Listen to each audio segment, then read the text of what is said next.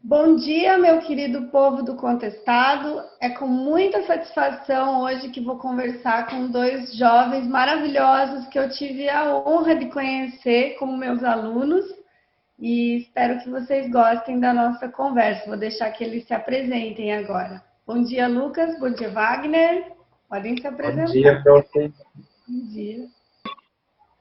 Oi, galera. Meu nome é Wagner Luiz Carneiro de Campos. Eu estudo no Instituto Federal do Paraná. Eu sou presidente da União Municipal dos Estudantes Secundaristas União da Vitória. Também estou no Parlamento Jovem Brasileiro, como um dos 5 deputados federais jovens do Paraná. E eu sou bolsista do Conselho Nacional de Desenvolvimento Científico e Tecnológico do Brasil. Bom dia, meu nome é Lucas Apotosny, também estudo no Instituto Federal do Paraná, estou no terceiro ano técnico em informática. Eu sou diretor de comunicações da União Municipal dos Estudantes Secundaristas de União da Vitória e sou diretor de políticas educacionais da União Paranaense dos Estudantes Secundaristas. Olha só quanta coisa já, hein? A gente combinou essa conversa, né, para a gente trocar algumas ideias, para vocês também me perguntarem algumas coisas. E, ao mesmo tempo, a gente ia conversando um pouco sobre a questão da juventude, a questão da luta de vocês, né, como que tá todo esse cenário aí. E acho que é isso, acho que vai ser uma boa troca. Certeza. Então, fiquem à vontade, se quiserem começar a perguntar. Eu estava pensando que você poderia fazer uma análise sobre os desafios da nossa juventude hoje em dia e sobre a nossa realidade, sobre qual é a impressão da juventude hoje em dia. Olha, acho que vocês estão muito mais capacitados para falar do que eu, mas é claro que eu tenho algumas ideias, né? Eu acho que a juventude, eu analiso hoje a juventude, né, nessa fase do nosso país como uma juventude altamente politizada, né? E com isso não quero dizer politizada nem para um lado nem para o outro, mas no sentido de falando de política, odiando política ou gostando de política. Então eu acho que um grande desafio é trazer, né, a juventude para essa discussão mais organizada, sistematizada, teórica também da questão política. Acho que isso é bem fundamental no momento que nós temos aí redes sociais em que você encontra textos de todos os tipos, para todos os gostos, né? Então é importante que a gente consiga sistematizar isso. E também que a juventude tenha o conhecimento do Estatuto da Juventude, né? A gente colocou isso na nossa página. Eu acho que partir dessa consolidação aí desses direitos é muito importante, porque muitas coisas já foram feitas. Né? É a mesma coisa que eu falo da Constituição. Então, que a juventude se aproprie da sua própria Constituição, do seu próprio estatuto, e que assim consiga pleitear suas demandas que já foram organizados em torno de alguns eixos importantes, né? Com certeza. Se vocês Wagner, você quer quiserem falar alguma comentar coisa? alguma coisa sobre isso também, né? Eu tenho certeza que vocês estão envolvidos muito mais nesse debate, seria bem bacana. Eu acho que o grande desafio da nossa juventude hoje em dia é lutar contra esse processo permanente de despolitizar a juventude, porque a despolitização ela é uma política, né, que rola permanentemente, é uma coisa do Estado mesmo, é um objetivo despolitizar a sociedade, mas principalmente um dos os maiores alvos é a juventude, porque a juventude organizada historicamente foi responsável por grandes feitos no nosso país, né? Um dos maiores redutos de resistência da ditadura militar era a União Nacional dos Estudantes na época, né? Então eles sabem do poder que a gente tem e um grande desafio que eu encaro e que a gente vê no nosso trabalho como entidades de representação estudantil é trazer os estudantes para a discussão. Muita gente pensa que você fazer parte da política é você pegar e ir e fazer, sei lá, realizar manifestação e partir pro pau e brigar, e não é assim, é só a questão de você ter uma opinião mesmo, de você saber o que está rolando no jogo político, né, no nosso cenário político brasileiro. Então, a gente tem essa dificuldade de mostrar para os estudantes, para os jovens, que a política ela é uma coisa importante e que ela permeia tudo que a gente faz, né? Toda ação que é direcionada para o outro é uma política, né? Então, não se resume a apenas os figurões corruptos da nossa política, mas tudo que permeia a gente. E a gente tenta trazer essa visão para eles, com o objetivo de enfrentar essa despolitização. Eu acho que é um dos nossos grandes desafios. Uhum. Wagner, se quiser comentar também, fique à vontade. Eu acho que a professora e o Lucas estão pontuando bem, acho que dando um retorno aqui também, mas acho que vocês estão pontuando bem como é que está inserida a juventude nesse contexto nacional e também não só nacional, né? Porque se a gente for fazer uma análise mais ampla, é um contexto meio mundial de como os governos tratam a juventude, né? A gente vê isso nos reflexos que se dá nas eleições de vários países, né? Você não vê muitos candidatos jovens, você não vê candidatos que têm movimentos sociais, né? Porque eu acredito assim, eu tenho uma crença, eu tenho como comprovar essa crença, essa teoria, que todos os movimentos sociais atualmente vêm do movimento estudantil. Por quê? Porque dentro do movimento estudantil tem uma ala que é do movimento feminista, tem um movimento antirracista, tem um movimento LGBT, tem o movimento dos estudantes rurais que defende, né, a reforma agrária, tem o movimento de vários tipos de movimentos, várias correntes sociais, assim, essa palavra para definir. E isso fica mais nítido na escola e na universidade. Essas discussões, elas nascem ali e depois vão encaminhando para sindicatos. Na verdade, que a maioria dos sindicatos que fazem são sindicatos ligados à educação, né? Uhum. Mas nasce dentro da escola, vai para a universidade, e as maiores pessoas que participam dessas discussões sociais são os jovens, né? Mas só discutir não muda nada. A pessoa tem que estar inserida no meio decisório, no espaço decisório, né? Porque são nesses espaços que realmente vai poder fazer a diferença, não só discutir, não só ficar na teoria. Então, é aí, a partir desse contexto, que a gente vê a criação do Estatuto da Juventude, né?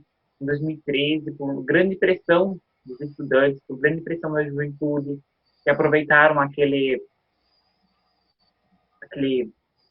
coisa louca que aconteceu em 2013, né, nas jornadas de junho e tal, e os jovens também se aproveitaram e tal, foram lá e conseguiram aprovar a PEC da juventude.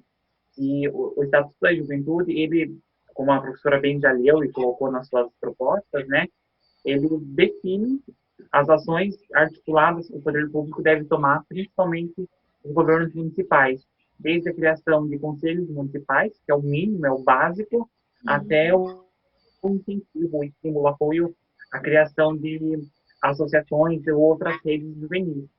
E, principalmente, a inserção dos jovens, por diversos meios, nos espaços decisórios. Agora, atualmente, o único espaço decisório que a gente tem são os conselhos municipais, né? Mas, aos poucos, graças a essa legislação e com muito apoio, muita pressão, estamos conseguindo ocupar outros espaços. E aí é muito importante falar sobre o quanto os candidatos conhecem esse estatuto, então estão pensando em replicar ele, né? Não é replicar não, porque ele é uma lei, ele é obrigatório, tem que ser seguido, né? Mas o quanto eles vão realmente seguir. E eu acho muito importante seguir esses encaminhamentos ali, de trazer essa discussão, que não importa só você estar mobilizado na rua ou estar fazendo oficinas na sua universidade, na sua escola, também importa a quantidade de jovens ou candidatos que comprometem com a juventude de verdade estarem nos espaços de poder. E eu acho que aqui dá para iniciar várias discussões a partir disso, de como a professora, como vereadora, vai, caso eleita, consiga aproximar os jovens de Portunhão. Ali a gente tem poucas escolas estaduais comparado à União da Vitória, né? E são outro modelo de escolas também, são os núcleos. como a professora vai conseguir aproximar essa juventude mais presente nas escolas e também a juventude que não está presente nas escolas para o meio político, o meio de decisão. Uhum. Eu acho, assim, que uma coisa que me vem à mente muito, assim, na hora que vocês colocam essa questão da juventude participando, é a dificuldade que nós temos da participação em geral nas câmaras de vereadores, né? Então, a gente vê isso tanto em União da Vitória quanto em Porto União. Eu acho que tem que ser revisto esse regulamento da Câmara, inclusive à luz do Estatuto da Juventude, né? Isso é uma coisa que me chamou muita atenção, porque a gente percebe que os jovens não têm direito, vamos dizer assim, de fazerem falas nas câmaras, né? Então, e mesmo quando tem direito, quando é maior, por exemplo, né, de idade, você tem toda uma burocracia que impede que essa pessoa participe, né, da própria sessão da Câmara. Eu acho, assim, inclusive a questão do Parlamento Jovem, né, que o Wagner falou que ele está participando, eu acredito que a gente pode trazer, né, para a Câmara de Porto União, por exemplo, uma experiência, né, a nível local, vamos dizer assim, de participação das próprias comissões, das atividades que a Câmara ela desempenha, né? Eu acredito muito nisso e nessa importância de que se formem os jovens para a participação cidadã, né? Então, isso não deixa de ser uma luta da própria sociologia, né? Que eu sempre coloco isso na questão das aulas, porque assim, em que momento que esse jovem realmente vai se deparar com algo mais, como eu disse, sistematizado, organizado a respeito da própria política? Né? Porque esse bombardeio de informações, e também trazendo essa questão que o Lucas colocou, ele não é, como que eu posso dizer assim, sem querer, ele é uma estratégia política, né? Esse bombardeamento de fatos, inclusive de fake news, ele justamente cria essa sensação de atordoamento e que você não sabe muito o que você, para que lado você caminha, né?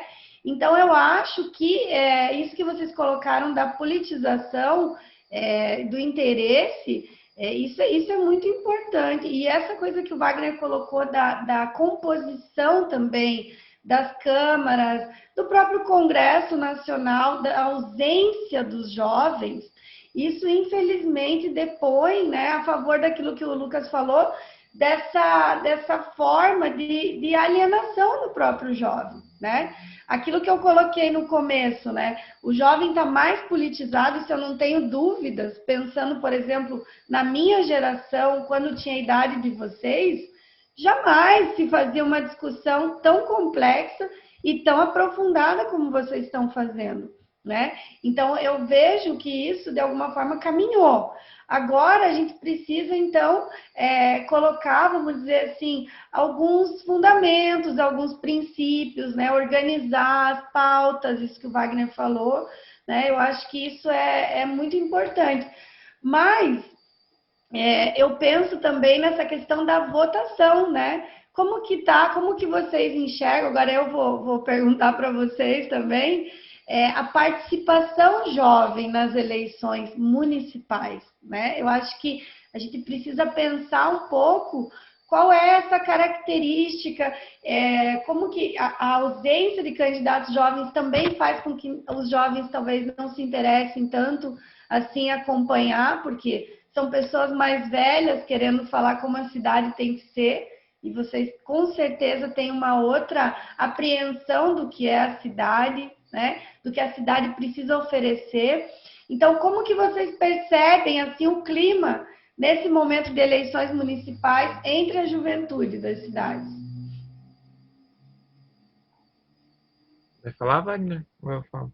Pode começar. Então, a impressão que a gente tem, na verdade, eu vou falar mais por mim, porque eu não sei se o Wagner segue esse pensamento. A minha impressão é que as candidaturas jovens estão bastante esvaziadas, né? Uhum. Então, eu acho que isso é resultado direto daquele rolo que eu falei do processo permanente de despolitizar a sociedade. Uhum. Então, eu acho que, falando basicamente, os jovens não têm coragem de assumir uma tarefa grande dessas, de se candidatar, de se lançar candidato, justamente porque tem um processo, tem uma política que desencoraja eles de participar dessas eleições, né? Sendo que eles são tão competentes quanto qualquer outro candidato. Então, falando sobre a UMES, né? A gente tem um processo, a gente está num processo de na verdade, uma campanha em que a gente está entrevistando os candidatos à prefeitura de Portunhol, de União da Vitória. A gente está fazendo uma entrevista com os candidatos à prefeitura de União da Vitória.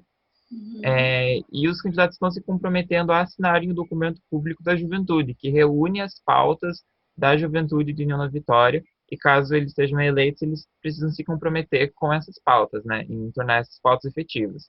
É, e eu falo desse projeto porque esse projeto ele procura justamente aproximar o jovem de União da Vitória da política de União da Vitória. Então, com isso, mostrando que a política não é um bicho de sete cabeças, não é uma coisa que é impossível de entender e que é uma coisa que pertence a eles, né?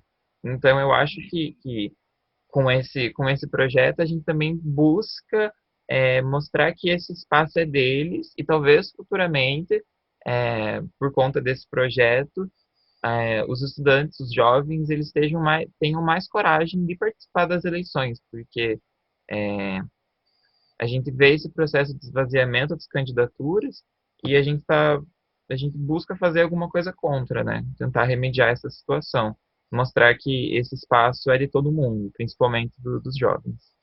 Uhum. Wagner, quiser É, comentar também? sim, o Lucas ele fez alguns apontamentos bem válidos, mas eu vou trazer um pouco de esperança aqui, né?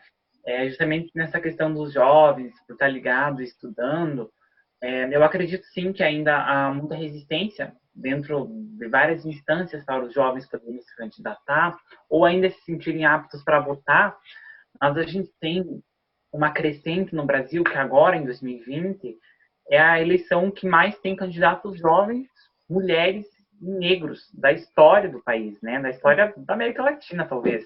Uhum. E isso é muito importante a gente falar nisso, né? Porque agora mesmo estava lendo uma notícia que foi eleita a primeira senadora transgênero lá dos Estados Unidos da América. Uhum. Isso também é uma coisa muito legal que está acontecendo, né? A gente está tendo muitas mudanças, assim, a nível global, em grandes potências e também na nossa própria realidade, de jovens se inserindo. E na cidade de União da Vitória, vou falar mais de União mesmo, por estar... Mas as duas cidades se entrelaçam, né? A gente tem uma quantidade legal de jovens candidatos, de candidatos jovens, aliás. Eu vejo que eles estão disputando com vontade, estão se sobressaindo a outros candidatos. Por quê? Porque a juventude hoje em dia, ela é a juventude que domina a tecnologia, né? É a juventude que sabe usar os meios de comunicação e tal. E a gente vê que os jovens de Onda Vitória estão aproveitando isso, estão aproveitando o que eles já sabem fazer, que é a força das redes, que é a, a tecnologia no geral para promover as campanhas. E eu tô vendo que está tendo um resultado muito significativo, muito importante mesmo, dando um retorno bom. Os jovens, talvez eles não possam ser eleitos, mas vão ganhar uma visibilidade muito grande, vão ganhar uma imagem de pessoas comprometidas e de que a juventude está lá. E assim, eu estou fazendo campanha de rua, né, para uma candidata em Ana Vitória. E nessa campanha de rua, eu tenho conversado com vários jovens que têm falado que vão dar o primeiro voto. E é uma experiência muito legal conversar com pessoas que vão dar o primeiro voto, porque elas realmente mostram-se primeiramente indecisas, né? Porque elas não tiveram muita discussão sobre isso na escola, ou aquela coisa que religião e política não se discute, nem futebol e blá blá blá. Mas elas estão, assim, muito apreensivas, né? Tipo, muito abertas a receber material de um candidato, ou elas são meio confiantes quando vem uma pessoa da idade delas que estudou na mesma escola que elas recentemente, ou que elas conhecem por ter ido na escola, falar alguma coisa e tal. E eu acho que essa experiência é bem válida de saber que jovens estão desenvolvendo ainda mesmo que pouco, mas está sendo crescente, é esse sentimento de representatividade, que está sendo construído bem forte. Eu acredito que sim, eu tenho essa esperança que nessas eleições está tendo sim. Em Porto União, a gente não tem muitos, na verdade, não vinha um candidato jovem mesmo, mas a gente tem candidatos que, como a professora, estão trazendo a discussão para a juventude. E isso é tão importante quanto ser um jovem. Eu acredito que é um candidato que realmente se importa. Por exemplo, fazer um vídeo hoje sobre a juventude, sobre fazer uma publicação sobre o Estatuto da Juventude, isso para mim é tão importante quanto ter realmente jovens nos espaços decisórios. E acompanhando isso, esse nosso cenário que eu acho que, meio a tanto caos, a tanta coisa negativa, vai acontecer essas coisas boas. Eu acho que a gente vai ter algumas vitórias bem importantes para a juventude aqui no contestado.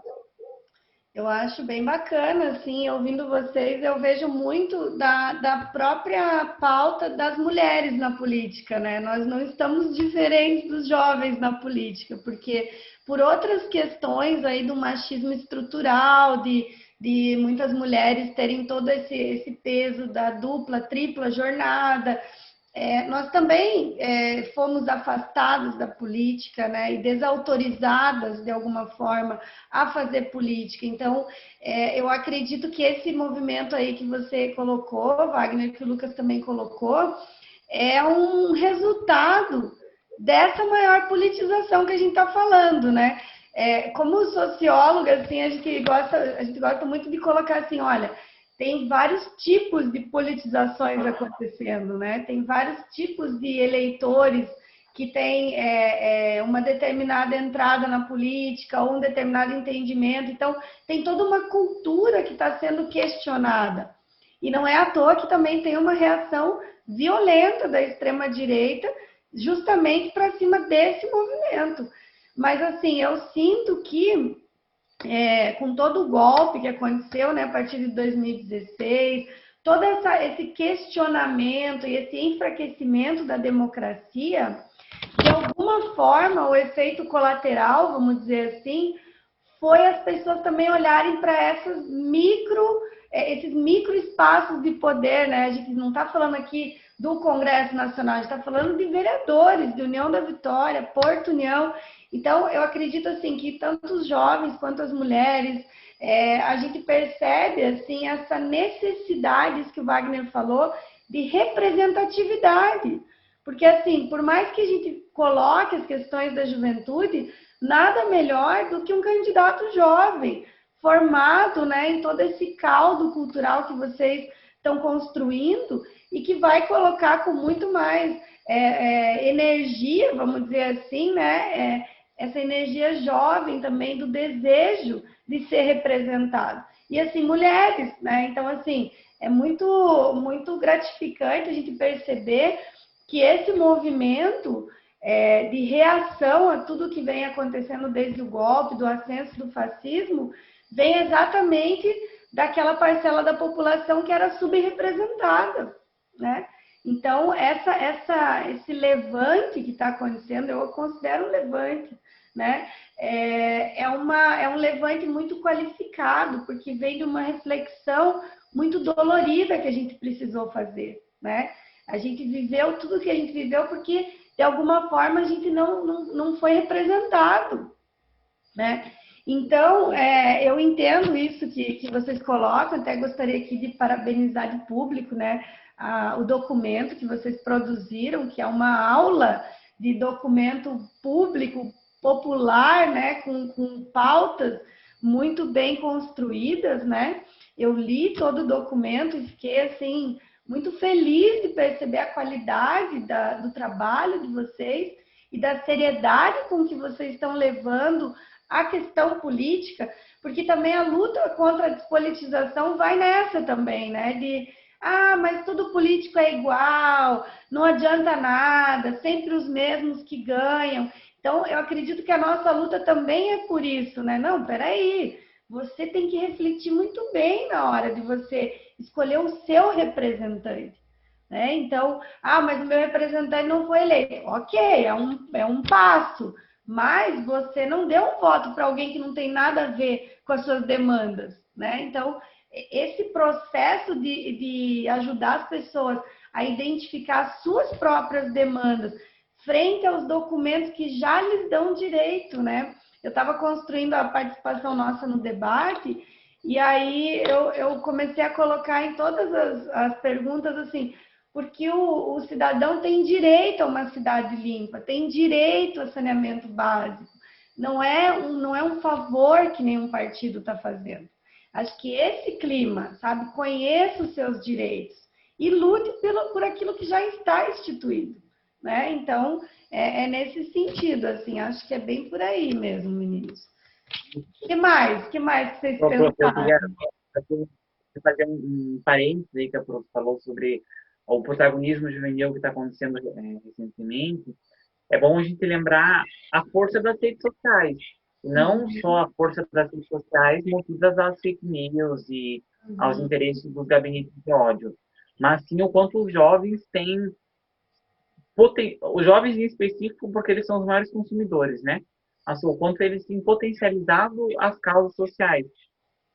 Por exemplo, até esse caso que está acontecendo agora sobre esse absurdo do estupro culposo. Claro que não tem só jovens se posicionando, né? Graças a Deus, eu tô vendo que é uma unanimidade, praticamente, que é um absurdo e tem que ser revisto, né? Mas é bom a gente ver o que está acontecendo, né?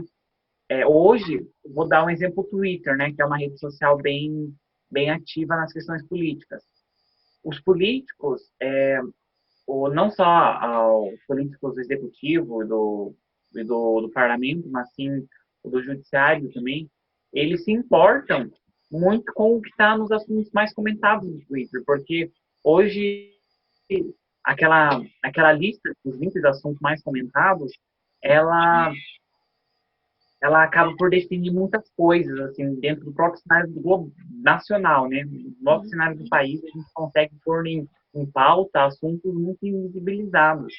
E as redes sociais têm dado essa potência muito grande, e principalmente ela está transformando jovens que estão ganhando muitos seguidores, muita relevância ali nas redes sociais e tal, com posicionamentos dentro dessas redes sociais, estão ganhando muita potência na fala deles. Estão conseguindo efeitos também. Efeitos tanto quanto aqueles que você lotar uma rua. Hoje em dia, as redes sociais têm ganhado muito esse perfil, né? Muita característica.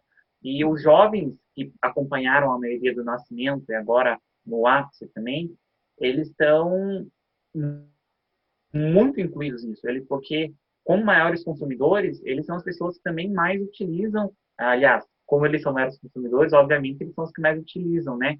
Mas é justamente por causa disso que eu acho que ela está tendo um protagonismo juvenil muito grande. Porque até um tempo atrás, isso eu lembro de mim e também por impressão geral, a gente não se importava tanto com quem seria o próximo ministro de Estado de qualquer pasta aí do Brasil, né? O presidente ou a presidenta podia colocar um ministro e a gente, qualquer lado, direita, esquerda, tá ok, beleza, ok, tá. Hoje em dia não, porque hoje em dia o presidente da República coloca um ministro e a gente vai na internet, pesquisa, vê que o currículo deles é falso, vê que eles estão mentindo, vê um monte de coisa e já joga na rede, viraliza, todo mundo se posiciona, todo mundo comenta, todo mundo dá sua voz e pronto, está feito ali. O ministro é demitido, o ministro pede desculpa e tal, ou passa um pano. Então, eu acho que é bem importante citar isso que está acontecendo também sobre os jovens aí, junto nesse novo instrumento que é as redes, que estão dando muita potência e também estão dando novas características aí para o jogo político, que acabam dando esse protagonismo juvenil maior. Eu acho bem interessante a gente falar sobre isso, até porque a gente sente dentro do próprio partido, né, mesmo nessa perspectiva de ser progressista, a gente percebe assim uma resistência muito forte a essa questão da internet, né? É até emocionante você ver companheiras mais velhas tentando entrar nesse mundo e a gente parece meio que está aprendendo a andar de bicicleta, porque não tem essa relação tão próxima quanto vocês têm. E eu acho que isso também deixa mais claro ainda a necessidade dessa própria solidariedade entre as gerações, porque são vocês que vão apontar para a gente os caminhos possíveis com as redes sociais, porque nós vivemos muito tempo, até mesmo fazendo política fora das redes sociais, né? Então, queria ver o que o Lucas pensa disso, Lucas. E aí depois eu queria entrar em umas outras questões com vocês, que assim, polêmica é o que não falta para a gente comentar também, né? É verdade. Eu não tenho muito o que dizer, porque o Wagner ele já me contemplou perfeitamente na fala dele. As redes sociais, eu ouso dizer que as redes sociais são as novas ruas para se fazer política, né? Para se disseminar a política. E ainda mais agora com o agravante da pandemia, né? Todos os espaços decisórios eles estão sendo virtuais, né? Então, tipo, decisões estão sendo tomadas em reuniões como a nossa aqui.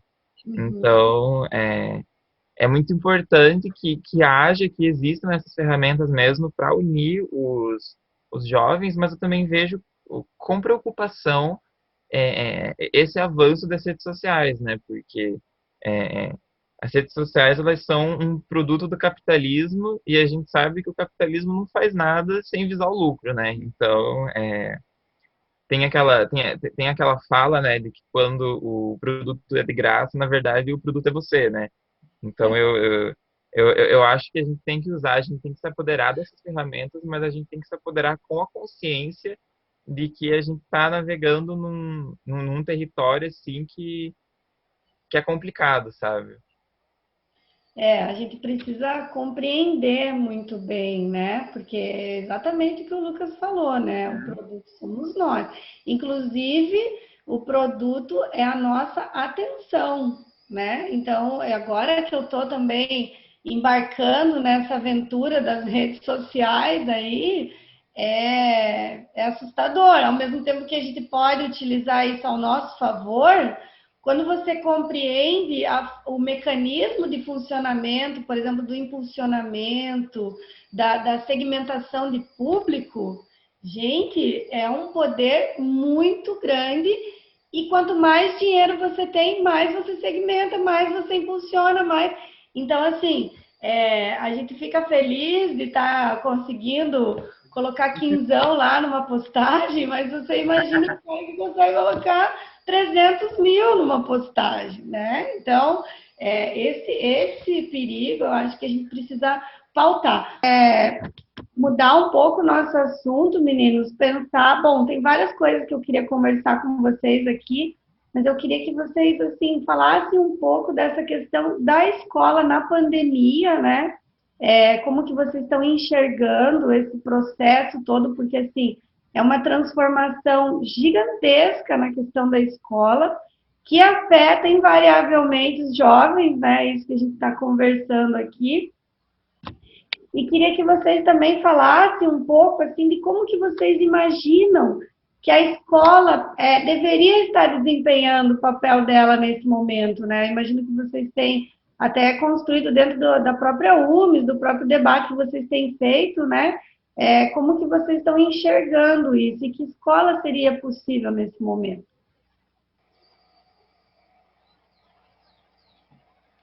Se o Lucas quiser comentar. Pode ser. Eu acho que a primeira coisa que a gente tem que denotar, assim, é que esse momento, né, da pandemia é um momento excepcional e é um momento bastante complicado, né, para as instituições democráticas, né, as instituições estão sendo colocadas em prova, né, durante esse momento de pandemia. E eu acho que não dá para fazer um comentário sobre a educação, né, até em nível municipal, sem a gente fazer um recorte sobre a situação da nossa política no Brasil, né? Então, eu acho que não é loucura em dizer que tudo que a gente vive em decorrência da presidência sendo ocupada pelo Bolsonaro. Então, todas essas dificuldades que a gente está passando, todos esses problemas que a gente vem, todos esses ataques que a gente vem sofrendo, que a educação brasileira vem sofrendo, Eu acho que não é loucura dizer que isso vem da consequência do Bolsonaro estar no poder, porque ele, querendo ou não, ele representa, ele dá voz para muitas categorias perigosas da nossa sociedade que não são abarcadas pelo debate democrático.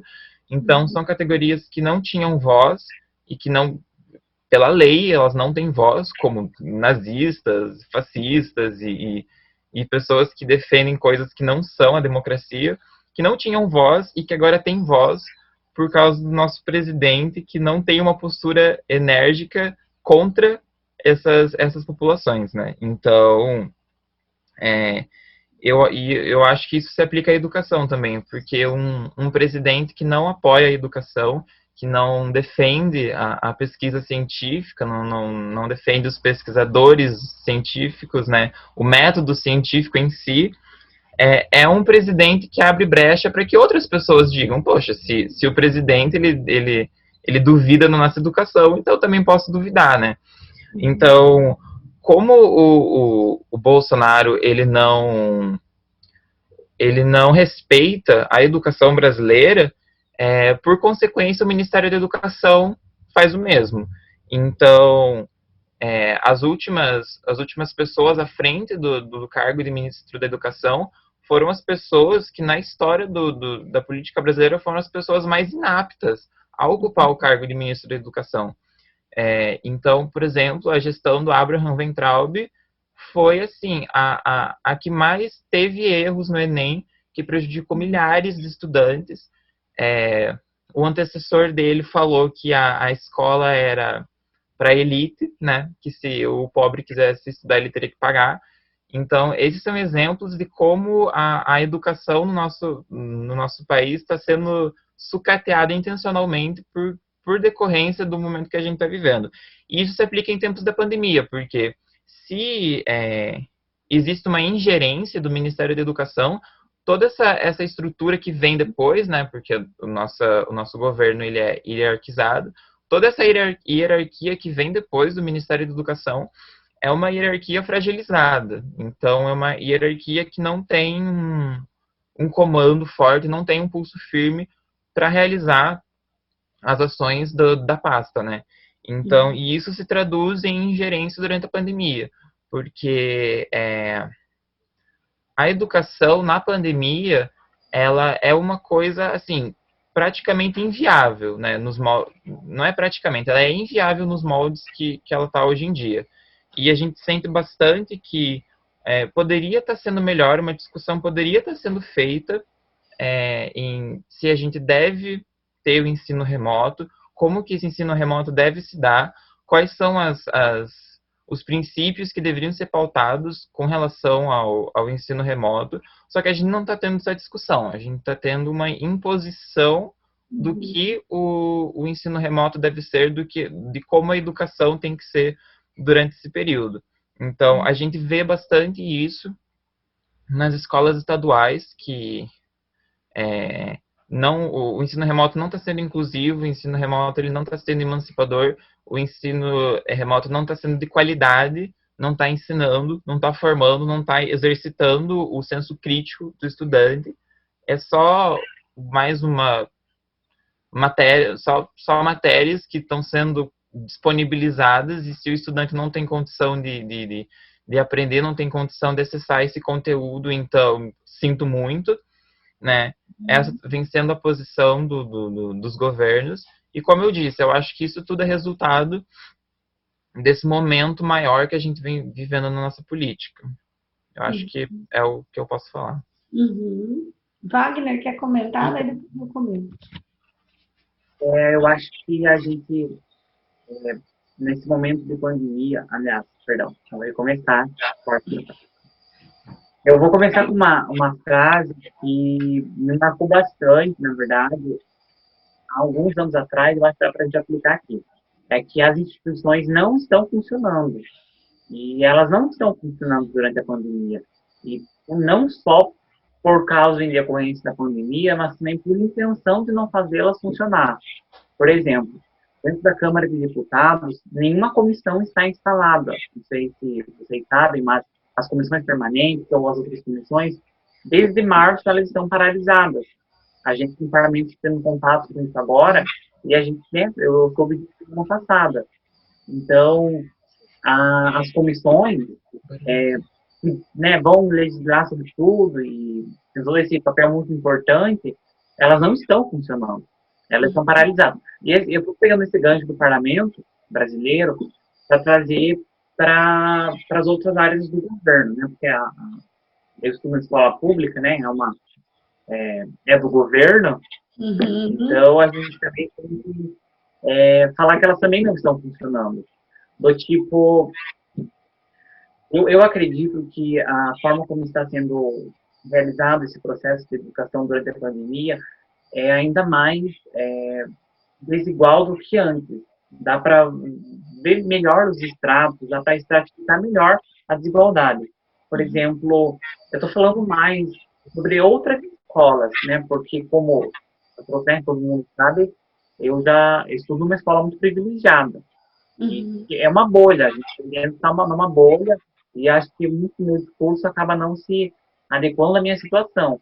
Embora tenha muitas pessoas dentro da minha escola que precisam de apoio, inúmeros tipos de apoio, né, psicológico, que é o mais importante, eu acho que nesse momento de pandemia, as escolas e demais instituições poderiam fazer uma ação articulada em relação ao apoio psicológico, porque é um absurdo que em Ana Vitória, numa pandemia, a gente teve mais suicídios em Ana Vitória e Porto União do que mortes por coronavírus. E isso é em decorrência da pandemia. E acho bom a gente lembrar que as pessoas foram mortas também pelo coronavírus, né? Pelo suicídio, né? Essa pandemia que é a depressão. Mas é bom a gente lembrar que na escola, agora, a situação está mais desigual ainda, porque eu falando da situação da minha escola, a gente tem ali, né, editais de fomento e tal, tem servidores que estão bem empenhados, assim, a minha pedagoga, por exemplo, muito em casa e tal, conversar com meus pais sobre a situação. Então, há toda uma articulação para que o estudante não saia da escola. Claro que isso também se diverge nas turmas, né, porque tem os anos finais que querem se formar, é uma outra discussão muito grande, mais desigual ainda, né, enfim. E eu acho que dentro das outras escolas, isso a gente pode ver por causa da UNES, né? A gente fez formulários de diagnóstico, tendo aí um grande resultado negativo em relação ao ensino remoto. Não só a qualidade de ensino, mas as consequências no ensino remoto. O que os estudantes estão ficando com o ensino remoto. E não são só os estudantes, né? Os próprios professores estão estressados com o EAD. Vamos usar o termo correto, é um IAD. A gente estava lá, ensino remoto, é um IAD. Por quê? Porque tem uma plataforma, tem lá os conteúdos e você vai fazendo. Para mim, isso é IAD. Eu não acompanho as minhas aulas do Meet por inúmeros fatores, por inúmeros motivos. E eu vou fazendo as atividades agora e isso para mim é um IAD. Eu não estou aprendendo nada, e estou falando isso de verdade. Eu li um meme esses dias no Twitter, que nessa pandemia eu perdi toda a minha postura de aluno estudioso. E eu perdi mesmo, porque eu faço as atividades, eu copio, jogo no Google, primeira resposta, eu estou assumindo de verdade, já falei para minhas professoras isso. Primeira resposta que eu vejo que leio e tal, coloco lá, tchau, preencho um lado do Google, foi. E é o que está acontecendo, porque a gente está fingindo que está aprendendo, os professores estão fingindo que estão ensinando. Claro que nesse fingimento há um esforço, assim, entre as duas partes. Eu não estou dando mérito nem dos docentes, que estão se esforçando bastante, nem dos alunos, que também têm demonstrado esforço. Mas é para mostrar que eu acho que a escola acabou perdendo muito sentido durante a pandemia. Eu acho que a vontade do governo, principalmente, mostrar que os servidores estão trabalhando, criou uma pressão e acaba que, sei lá, eu não sei, na verdade, resumir como é que está sendo isso, porque também nem é IAD, né? Porque o IAD você ainda aprende, e é optativo, você escolhe fazer IAD por você querer, também por falta de condição e numa universidade, né? Vários motivos, e você acaba se esforçando. A gente está sendo obrigado a fazer IAD. Eu não quero fazer IAD, mas eu tenho que fazer, porque eu sou obrigado, né? Então, eu acho que é muito também é importante falar sobre isso, que as coisas como elas estão sendo impostas também mostra com o caráter, né, dos governantes também em instituir isso. Eu acho que a escola, ela, nesse momento tão atípico, a gente devia ter outras responsabilidades, assim, tomar outras funções. Ah, porque, sei lá, fazer um projeto de voluntariado nas escolas, né? Eu pensei até em um momento da pandemia, eu queria ajudar as pessoas que não têm muito acesso à tecnologia a que estão com o auxílio emergencial negado a mover uma ação no Ministério Público. Mas isso demanda de outras coisas que vão além de mim. E eu penso, nossa, imagina se uma escola que tem toda essa estrutura de tecnologia e tal pudesse ajudar nisso, né? E então eu acho que a escola ela podia ter contraído outras funções a não ser o conteúdo de eliminar o ano, né? Eu acho que para finalizar isso é nada melhor do que aquela frase em que a sua ano perdido é para quem morreu. É para quem nunca mais vai viver, né? Que morreu, aliás. É para as famílias que perderam amigos, perderam parentes, perderam filhos, mães, pais, avós, avós. Isso é um ano perdido. Isso é uma coisa que não dá para mudar. A tua criança tem a vida inteira para aprender. Tem anos, tem décadas para aprender, para refazer o ensino médio, para entrar numa graduação ou uma outra. Então, assim, eu acho bom que as pessoas estão falando que a educação é um ano perdido. Ela é, mas você tem como refazer se você quiser, porque cria essa pressão de que você tem 16 anos, tá? Formado no ensino médio, tá? Entra na faculdade. Eu acho que a gente tem que a pandemia está ainda mais presente. E é bom falar sobre isso, né? Que tá sendo ruim, tá, mas agora a gente também nem tem como mudar, né? Tá instituído e é geral e agora tá voltando presencialmente, então agora essa discussão sobre o EAD já tá até ficando ultrapassada, agora já tá como é que está sendo o ensino remoto, aliás, o ensino presencial, tem vários estados retornando, no estado do Paraná e Santa Catarina tem uma pressão muito grande, Santa Catarina vai retornar agora com um apoio pedagógico, aliás, já retornou, né, com esse apoio pedagógico, que não é exatamente o ensino remoto e tal, é o ensino presencial. O Paraná está retornando em algumas áreas e está criando uma pressão muito grande para o retorno. E eu acredito, assim, na minha opinião, que eu acho que não é o momento, né, de voltar e também não é o momento da EAD.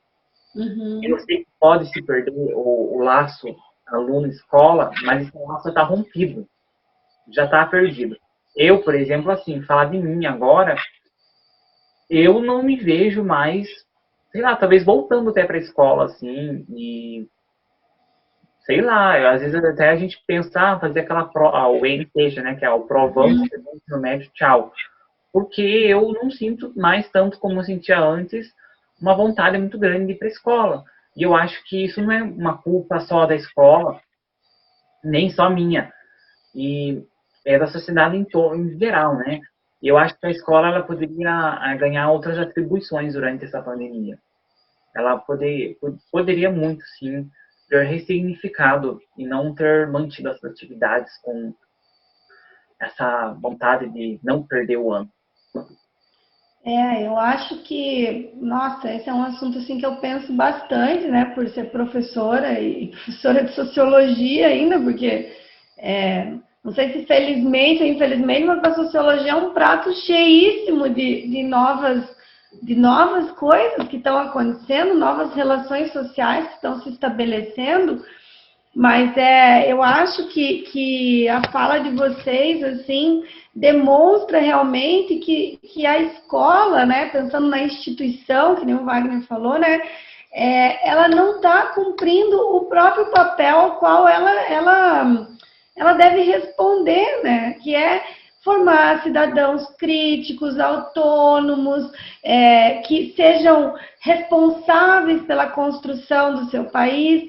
Então, em um momento de pandemia, o que eu fico pensando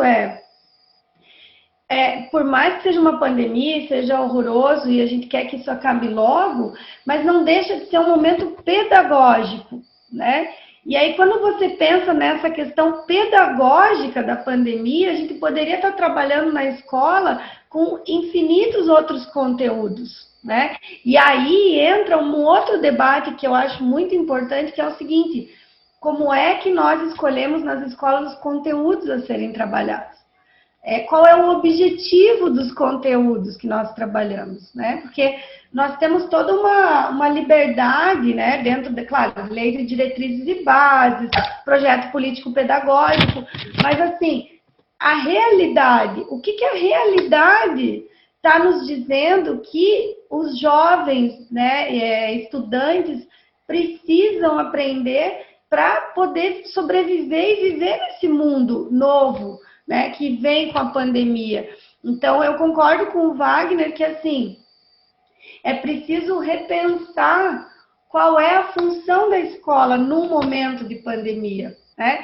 E o que me incomoda muito nessas decisões que estão sendo tomadas, impostas, que nem vocês colocaram, é que é colocado dentro de uma lógica, a lógica de que não se pode perder o ano, não se pode perder conteúdos, né? Quando, na verdade, a lógica é completamente outra, é que nem o Wagner falou, não se perde o ano, as coisas estão sendo aprendidas, estão sendo debatidas, estão sendo sentidas, inclusive, né? Eu gosto muito de fazer um paralelo, assim, na minha cabeça, quando eu estou pensando nisso, que é o seguinte: se fosse uma guerra, porque assim, o número de mortos já superou o maior número de mortes em guerras no Brasil, que é a Guerra do Paraguai, por exemplo. A gente está atingindo mais de 160 mil mortos, né? Então, vamos considerar isso uma guerra e, por que não, o assassinato da própria população? Porque aí entra naquilo que o Lucas falou, né? A própria inoperância do governo federal acarreta em mortes, que a gente sabe, o negacionismo científico, a falta de apoio à ciência, à pesquisa, mas também acarreta nessa atrofia do próprio desenvolvimento do conhecimento no momento de pandemia. Olha que triste isso, né?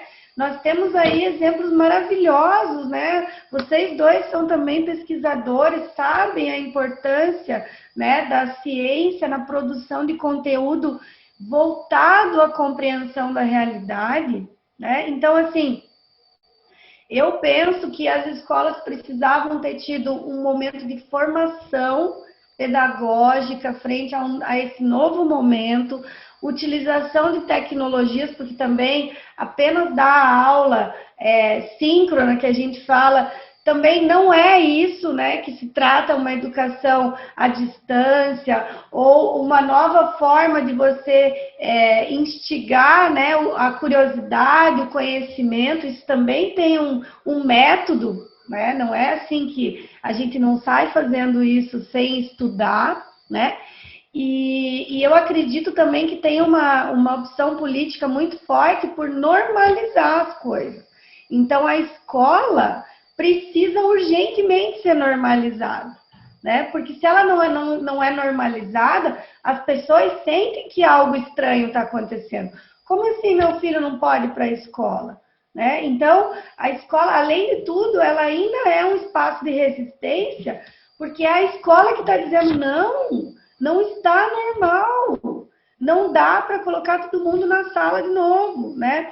Então, assim, eu acredito que os conteúdos podiam estar sendo repensados, tendo em vista a necessidade, isso que vocês falaram da saúde mental, por exemplo, né? Então, é mais importante aprender um conteúdo que foi pensado antes da pandemia, ou é mais importante a gente desenvolver formas de resiliência, de resistência, de aprender a construir frente às tecnologias, porque assim, a gente vai ter que descobrir uma forma de construir resistência com essa falta de contato físico, por exemplo, né? Eu acho que isso é importante. A escola precisa estar inserida na comunidade em que ela se encontra e não ser uma instituição isolada que tem um calendário a cumprir. Percebem? A escola podia estar pautando, inclusive com os pais, com os alunos, isso que vocês falaram, né?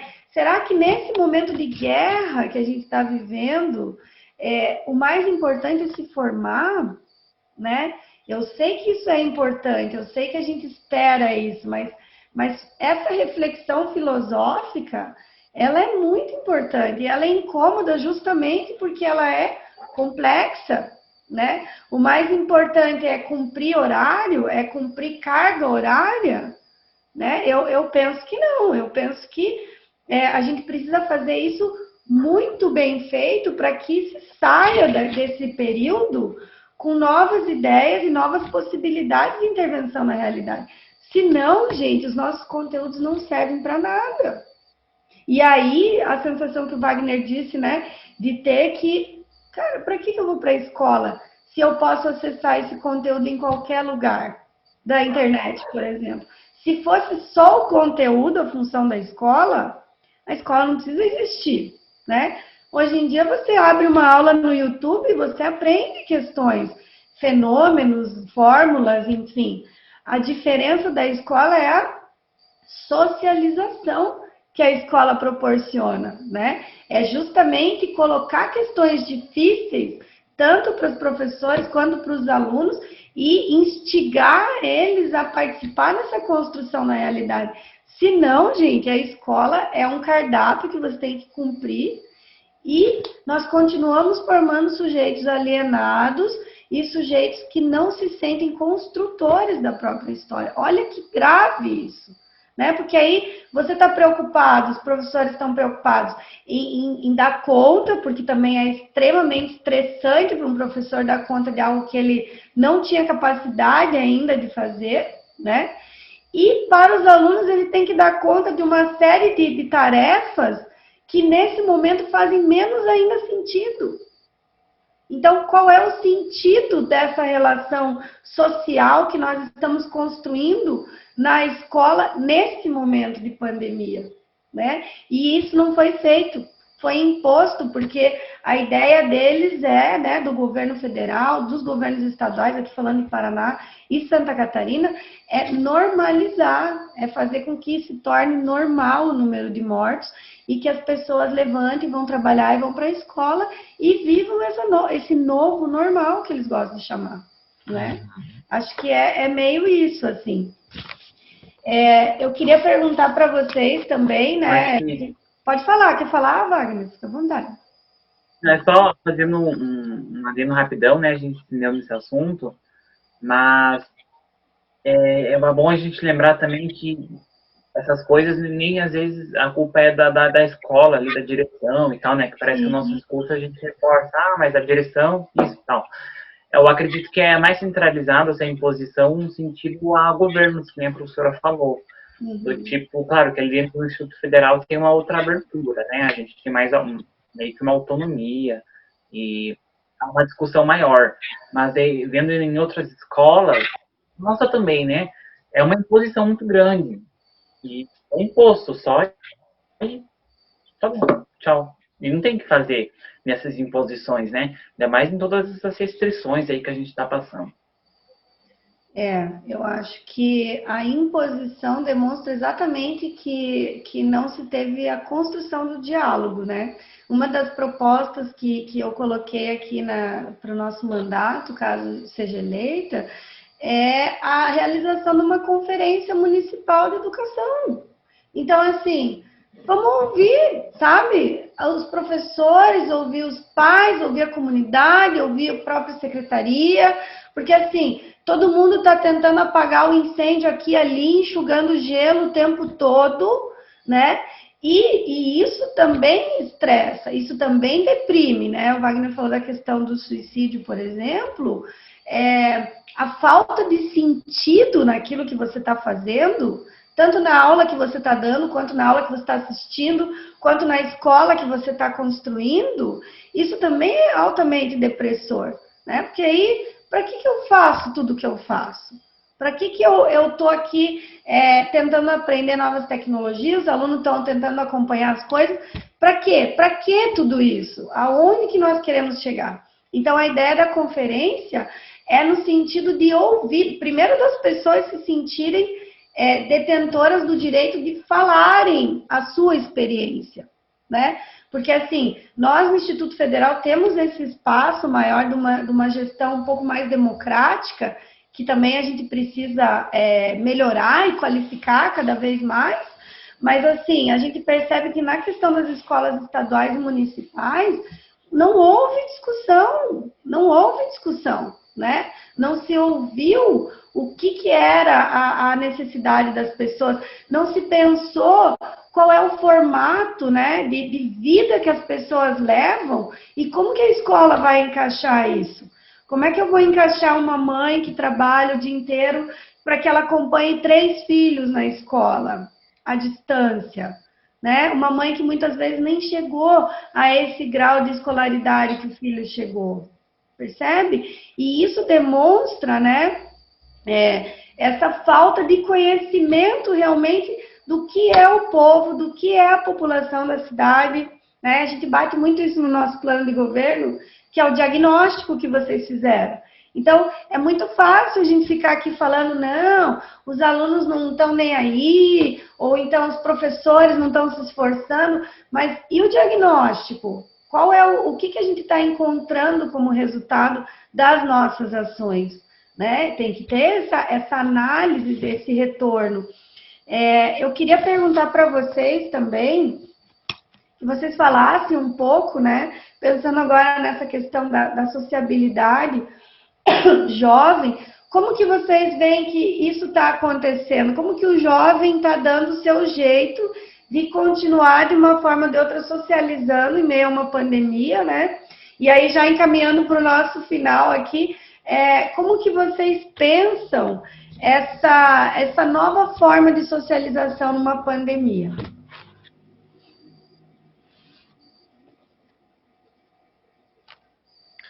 Assunto complicado, prof. Assunto complicado. Eu acho que o jovem tá furando a quarentena, né? Acho que o quê? Tá. E eu acho que a minha internet está caindo, mas eu acho que o jovem está furando a quarentena, essa socialização do jovem. Fala bem, né? A gente está falando bem da juventude é importante, mas agora a gente tem que também puxar a orelha da juventude, porque, né, bares estão abrindo, lanchonetes estão abrindo. Eu, nas minhas redes sociais, eu só vejo stories jovens, status, na praia, no shopping, no bar. Então, assim, eu acho que não mudou, entende? Eu acho que a única coisa que mudou é a máscara, porque é obrigatória. Mas esse modelo de socialização, eu acredito que, assim, não tenha... Minha câmera tá meio escura aqui. Mas eu acho que não tenha mudado, assim, tanto.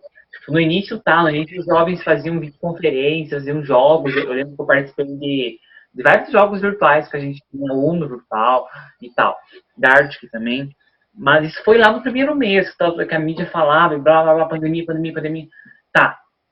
Agora não, agora as ruas estão lotadas, os bares estão lotados, os shoppings estão lotados, praticamente todo mundo está indo para o Beto Carreiro no meu Instagram, todo mundo está indo para a praia, a gente, no porquê da pandemia estão indo para lá, não entendo isso. Mas eu acho que a única coisa que mudou na socialização da juventude e na população em geral é a máscara. E o álcool em gel, que é meio obrigatório. E tem gente que nem passa se usar máscara errado.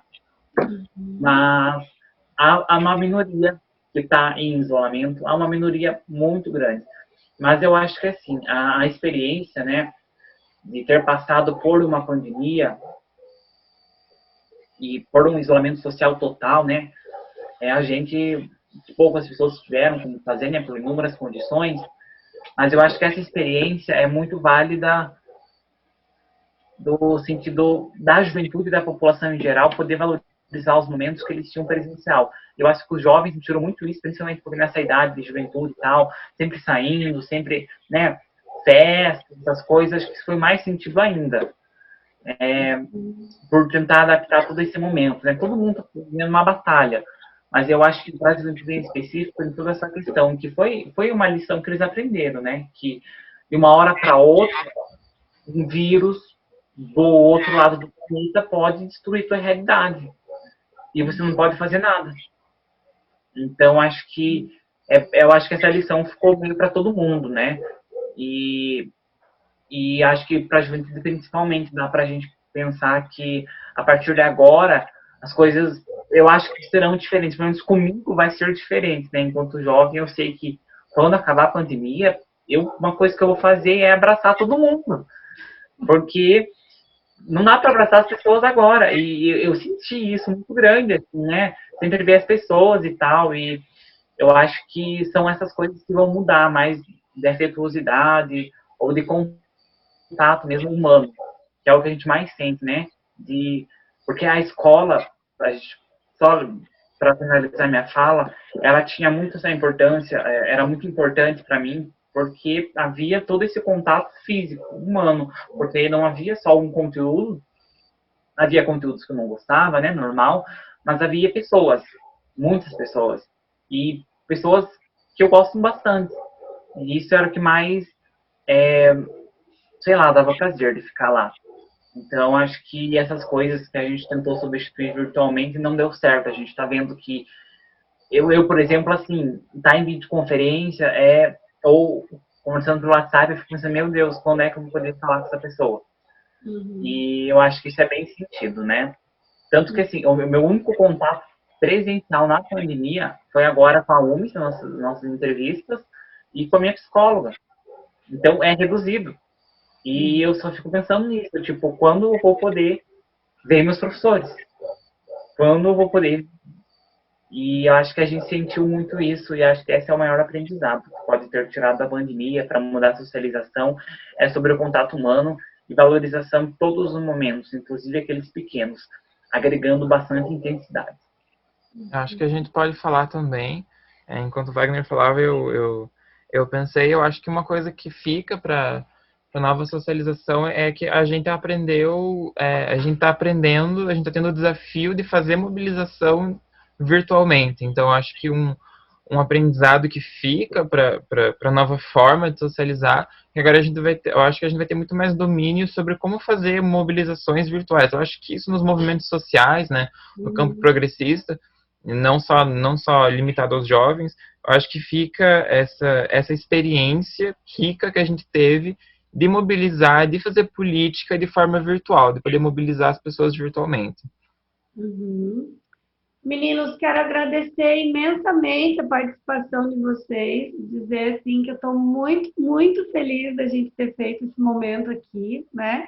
E assim, torcer, né, para que as pessoas que, como eu, defendem essa pauta da juventude cheguem, né, nos cargos que estão pleiteando, né? Eu acredito que essa mudança já começou e quero dizer assim que eu tenho um grande sonho, né, de realmente ver vocês, o pessoal da UMES, o pessoal envolvido aí nos movimentos, realmente se candidatando nas próximas eleições, porque esse espaço é de vocês estão construindo esse espaço, né? Então, deixar aqui meu muito obrigado de coração, minha saudade imensa de estar junto com vocês, né? De curtir esse contato que o Wagner falou e dizer que estamos na luta, estamos na resistência e a gente vai descobrir um jeito de sobreviver a tudo isso e vamos sair dessa mais combativos ainda e desejando um mundo melhor ainda. Tá bom, gente? Eu acho legal pensar que é, às vezes a gente fala de que, por que a gente não consegue fazer uma oposição forte? Por que a gente não faz uma oposição eficiente? Por que os direitos estão sendo retirados tão rápido, né? E a gente não faz nada? A gente está fazendo. Eu acho que é importante a gente negar esse discurso de que a gente não está se organizando. A gente está se organizando. E essa reunião já é um exemplo disso. Então, a gente tem que ter o otimismo de que, aos poucos, a gente está reconquistando corações e mentes pro progressismo, né? É isso aí, gente. E Wagner, quer dizer alguma É isso coisa? aí, Sofia. Obrigado, né? Obrigado pelo convite de participar, né? Participar com a prof, com o Lucas, é muito bom. É uma pena que não é presencialmente, falando para você feliz das videoconferências, já está aí, ó, nem sei qual mês que é o da pandemia, nem sei qual dia que a gente está, quanto tempo assim, mas já está num momento que, vamos assistir uma live. Mas muito obrigada. Esse é um momento, assim, que o Lucas falou, né, de realmente jogar nas redes, o povo vai ver, o povo ter esse acesso no computador da sua casa sobre um celular, tal, poder ver essa discussão. Eu acho que são coisas que estão crescendo, que a gente está se apropriando e acho que só tem a dar frutos e para toda a nossa luta e resistência, né? Então, muito obrigada. Estou na torcida muito grande para que União da Vitória, aliás, Porto União, consiga dar os melhores votos que eles vão dar em todas as eleições, de eleger uma professora, socióloga, enfim. Estou muito torcendo aqui e estou na campanha também aí para a gente conseguir chegar nesse espaço aí. Então, é isso. E se for para ser, ano que vem tem bastante coisa ainda para a gente fazer, para a gente se reunir e convocar a juventude e Porto União, né? Então, já está acabando o tempo aqui. Tchau, meninos. Obrigada mesmo, viu? Muito obrigado.